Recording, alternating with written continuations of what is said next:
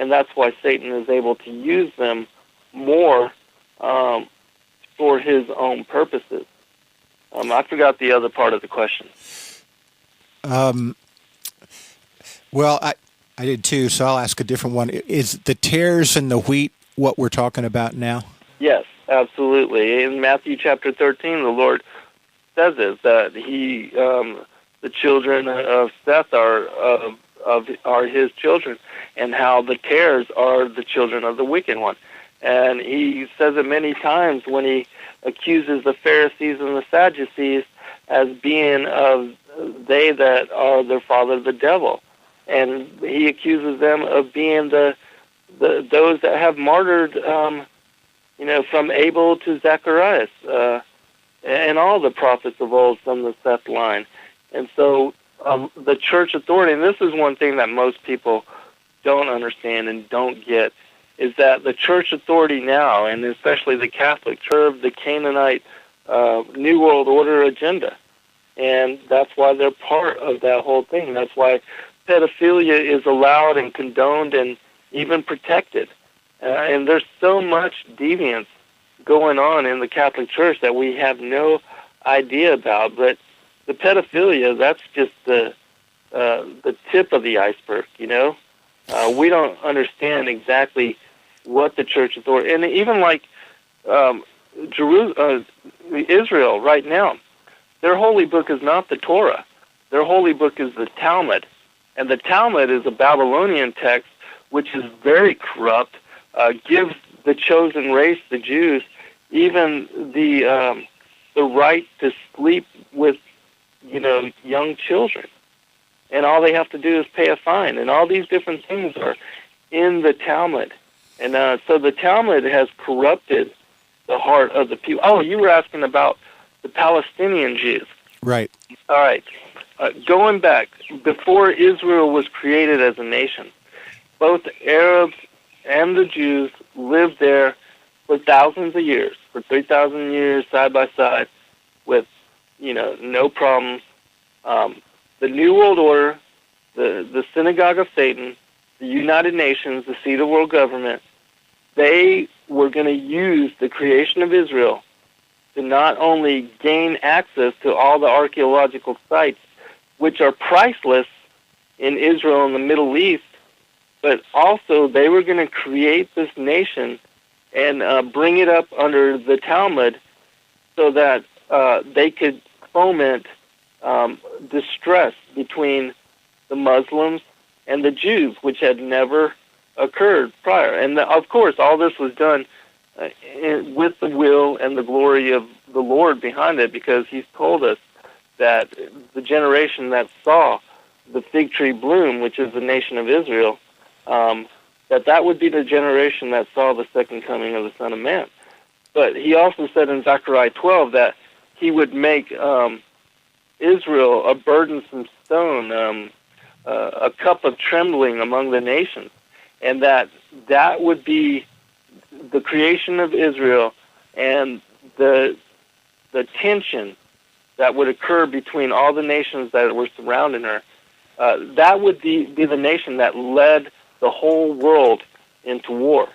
And I don't know if you're familiar with Albert Pike and Giuseppe Mazzini, but they had talked about in the late 1800s how they needed to foment 3 global wars in order to bring in the New World Order and the one world government. And so all of that was part of that plan. And so what you saw in Palestine, remember Palestine, Gaza, those used to be areas where the giants, the Canaanite tribes, lived themselves. And even in the Philistines, Syria, Petra, Bashan, that whole area, that's where the giants lived before the Lord sent Joshua, Gideon, and the rest of them in to secure the promised land and to wipe out all flesh. One other thing that most people don't realize is that the reason he told them to wipe out all flesh and to spare no man, woman, or child is because the beings that were there occupying that land at the time, they were of the men of renown. They were of the children of Anak. They were the giants of old. they were still worshipers of the fallen angels. They were blood drinkers, cannibals, and that's why the Lord told them to spare none. But Israel got tired of war and spared and left a remnant of the giant nations. And Moses himself told them that, before he died, that they would do this and that would become a leaven unto their nation, and that it would taint and corrupt the nation. The Palestinian people, they were also part of this giant in that land of Gaza, and they were assimilated back into Israel. But many of them still had the Canaanite and still worship the fallen angels. And I'm not saying that, all the Palestinians are that, because many of them, they're mixed completely too. The people of that area are mixed Arab, mixed Jew, mixed Canaanite, mixed Sethite. And so it's going to be individual for them, as far as, just like it is for the rest of us, as far as whether they will have part in salvation or not. That is all individual and based on their free will. But that's why the Palestinians in that area, they have a predominantly schizoid nature as well. But the Jews also of Israel, they don't study and worship the Torah.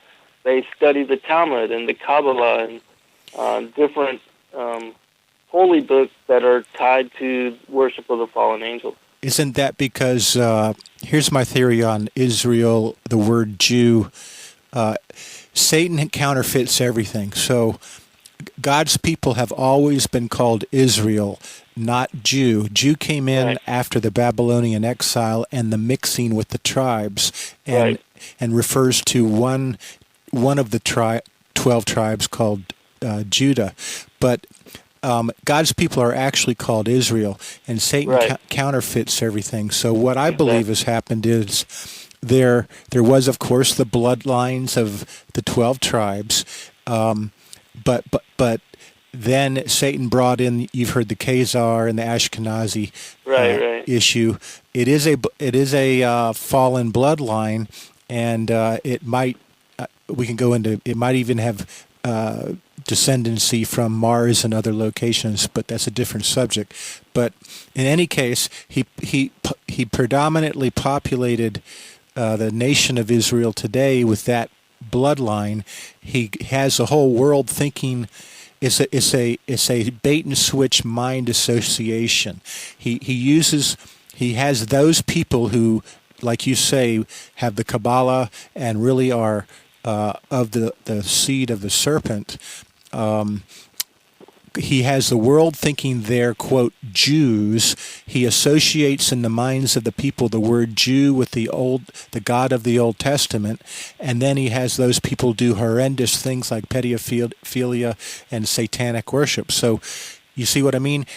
Absolutely. He's got people thinking those are the Jews, they're horrible people, and they love the God of the Old Testament, therefore the God of the Old Testament must be bad. You see how it works? That's Revelation 2:9 and 3:9. Those that say they are Jews but are not, but are the synagogue of Satan. Exactly. So in reality, in America's no different. The Christians here are no different. They're 98% apostate, and there is a remnant in all people groups. Absolutely. That belong to him, but they're not called Jews. They're called Israel. Right. And I think there's a huge. He uses the word Jew to really confuse people. Yes. Okay, you were asked on Daniel Ott what the mark of Cain was, and I just wanted you to know that in Joy's book, she claims that that's an X sign. It's an X sign that when they put people in their coffins, they'll cross their arms, etc. And I'd also heard that it was an X sign. It also goes genetics to the triple helix X, but I wanted you to know that because that was one of the questions somebody had asked you. Yeah, I'll have to review that because you're right, I don't have familiarity with that.